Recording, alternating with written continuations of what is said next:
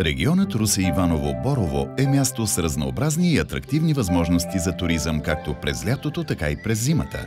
От екотуризъм с уникално биологично разнообразие, включително изчезващи видове от флората и фауната и красотите на природен парк Русенски Лом, през възможности за исторически туризъм с впечатляващи културни ценности, останали от тракийско време, от османското владичество и от Възраждането, през приключенията на модерния град, та чак до огромните възможности за практикуване на туризъм по реките Лом и Дунав. Дунавската туристическа дестинация е много примамлива възможност и за чуждестранните, и за българските туристи. Голямата красива река, която е втората по дължина в цяла Европа, предлага най-различни варианти за приятни и романтични преживявания. Съхранената природа около Дунав и Поломието придава още по-голяма притегателна сила на региона. Красотата на река Дунав е обект на интерес от страна на поети, художници и композитори. Именно с това, че град Русе е пристанище на Дунав, е свързан и фактът, че той е най-красивият и развит град от епохата на българското възраждане. В този регион се намира и река Русенски Лом, която допълва облика на региона. Скъпи зрители, аз се казвам Мартин и ще бъда вашият гид за туристическия район Русе-Иваново-Борово. За мен туризмът е професия и хоби, нещо, което ме прави щастлив. И понеже познавам местността много добре, искам да ви покажа най-интересните места за практикуване на туризъм тук. А те никак не са малко. Затова да започваме. Природен парк Русенски Лом е създаден с цел опазване на биологичното разнообразие и красота. Освен природните забележителности, тук има и културно-исторически паметници, като в същото време преминава и реката, която криволичи из различни кътчета на парка. Паркът Русенски Лом се намира само на 20 км от град Русе и е притегателно място за всички хора, които обичат природата и нейното разнообразие. Мястото наистина има какво да ви покаже. В него можете да видите над 60 вида дървета, над 20 вида риби и още толкова влечуги. Разнообразието на птиците наистина е огромно. Почти 200 вида, повечето от които включени в Червената книга на България. Хубавото е, че паркът е с много добре изградена информационна структура, с 5 очертани маршрута, което улеснява туристите. Природен парк Русенски Лом е уникално място, комплексен туристически продукт, който може да се хареса на хора с най-различни интереси. Освен със спираща дъха природа, регионът впечатлява и с огромното си историческо наследство. Тук е бил домът на различни цивилизации още от времето на траките насам, което го превръща в място с множество културни ценности от различни епохи и народи. Много от тях могат да бъдат видени в регионалния исторически музей в град Русе. Района на Русенският край е обитаван от човека от най-дълбока древност. Първите сведения за човешкото присъствие в района са от края на средния и началото на късният палеолит. Римляните изградили система от крепости, които имали за цел да пазят града от нашествията на варварите, която нарекли Дунавски лимес. Тук се намира крепостта, наречена пристанище на 60-те кораба. Явно по онова време пристанището в Русе е било много използвано, а градът добре развит.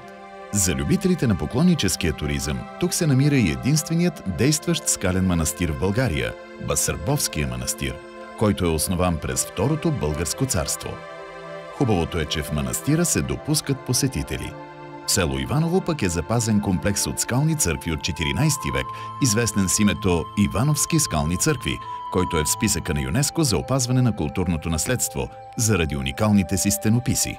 Когато дойдете в региона, е задължително да посетите Ивановските скални църкви. Тук ще усетите не само красота и история, но и духът на православието. Скалните църкви са чудесен пример за средновековно православно изкуство, за онова, което България е дала на живописта и което е запазено до наши дни. Друг обект, който препоръчвам да посетите, е археологическия резерват Средновековен град Червен. Аз се отправям натам, за да ви покажа част от най-интересните неща в него. Средновековният град Червен се намира на 30 км от град Русе. Първите траки заселили мястото още през 12 век преди Христа. Червен е била една от най-значимите крепости по време на Второто българско царство, а крепостната стражница е единствената запазена средновековна кула в България. За да запълните цялостно археологическите си впечатления от района, трябва да отидете и до Борово, за да видите експонираната в центъра на града тракийска гробница на аристократ, датирана от 4 век преди Христа. Отправяме се към Русе. Трябва да знаете, че това е бил най-развитият град преди освобождението на България.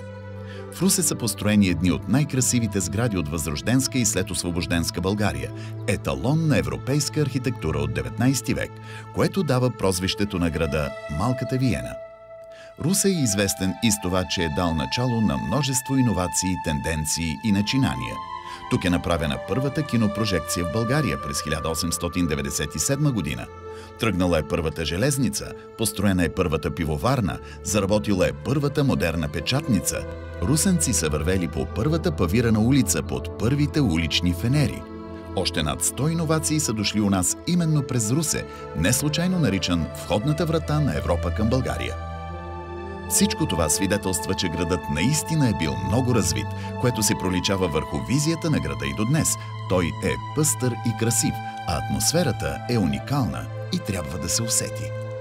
Сега ще ви заведа до някои от най-известните и красиви места в Русе от епохата на Възраждането, а и от преди това.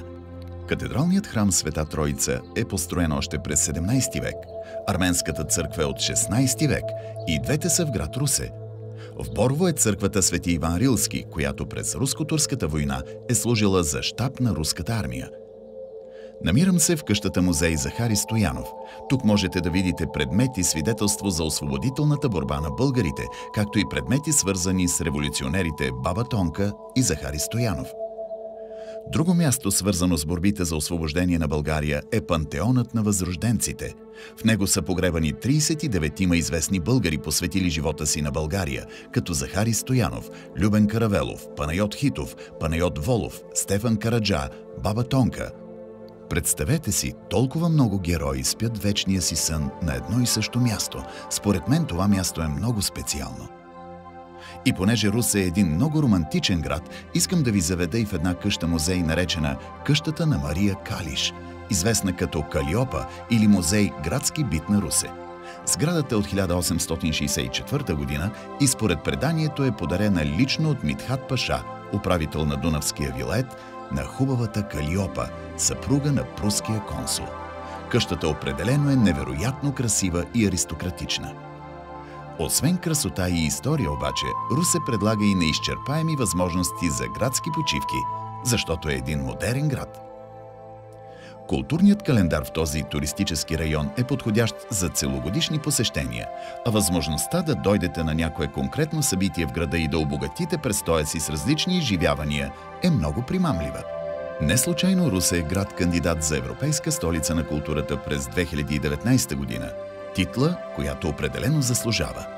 Като дългогодишен туристически гид мога да ви кажа, че районът Русе, Борово, Иваново е много добра дестинация, защото на сравнително малка територия предлага различни по вид възможности, от екскурзии по реката, през динамиката на големия град, до уединението и спокойствието на малките села.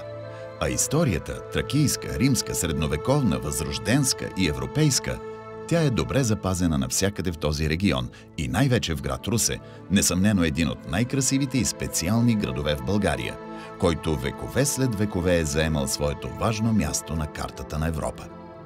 В туристическия район Русе, Иваново, Борово богатата история се среща с красивата природа, а резултатът несъмнено е приятно изживяване за туристите, както от България, така и от чужбина. Това са само част от изкушаващите възможности за туризъм в региона Русе, Борово, Иваново. Ако не се чувствате съвсем ориентирани обаче, районът предлага възможност за туристическо обслужване. И в Русе, и в Иваново функционират туристически информационни центрове. Това беше моята визуална покана към вас, скъпи туристи. Надявам се, че съм предизвикал вниманието ви, защото мястото наистина заслужава вашия интерес. Не случайно роденият в Русе интелектуалец и философ Елиас Канети споделя: всичко, което преживях по-късно, вече се бе случило някога в Русчук. Убедете се сами и запазете своя спомен за бъдещето в Русе, Иваново и Борово. Ще останете очаровани и ще се върнете. До скоро! Проект Реки на времето се осъществява с финансовата подкрепа на Оперативна програма Регионално развитие и от Държавния бюджет на Република България.